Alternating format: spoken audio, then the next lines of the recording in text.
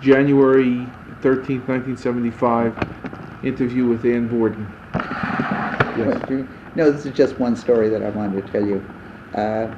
On the border between Poland and Czechoslovakia, in a little city called Nafod, which was the transfer point, the movement was done at night, with the people landing on the Czech side sometime around dawn.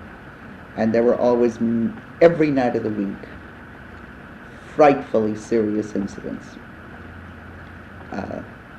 People hitting each other, knifing each other, some deaths, much violence that went on every single night of the week.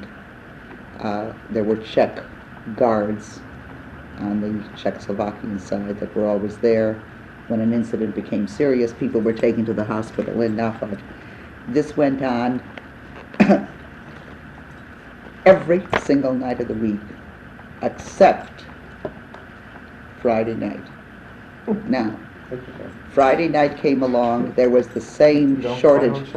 There was the same shortage of food, the same shortage of supplies, the same problems, the same people.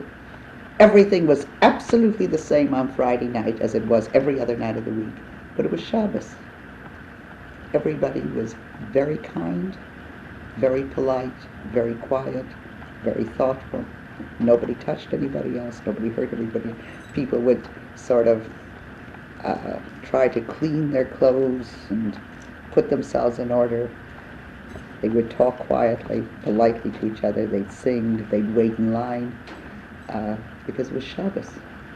Came Saturday night, forget it. It was exactly the same picture all over again. This went on to the point that the Czech guards knew that Friday night they never had to be on duty, and Friday night was their night off. Now, up the way, about 90 kilometers from my camp,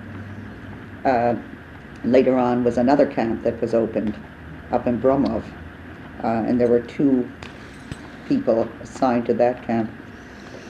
And after some weeks, they checked with me, since my camp had been there for a great deal longer, as to this strange phenomena that 7 days a week people butchered each other, 6 days a week people butchered each other.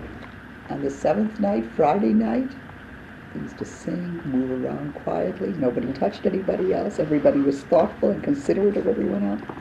Until Saturday night, wham, and the whole story started over again. And in that story is perhaps the very essence of Jewishness. I think that within that story is the whole history of what makes a Jew a Jew. The whole history of the people is perhaps embodied in that behavioral pattern.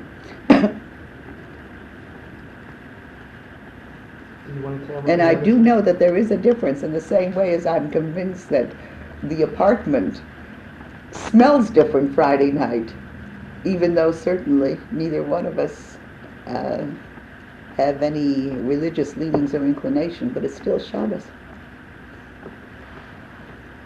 Now you can turn it off. Were there any other stories you want to tell about your experiences and all that you have? Not at the moment. We'll hold it for next time.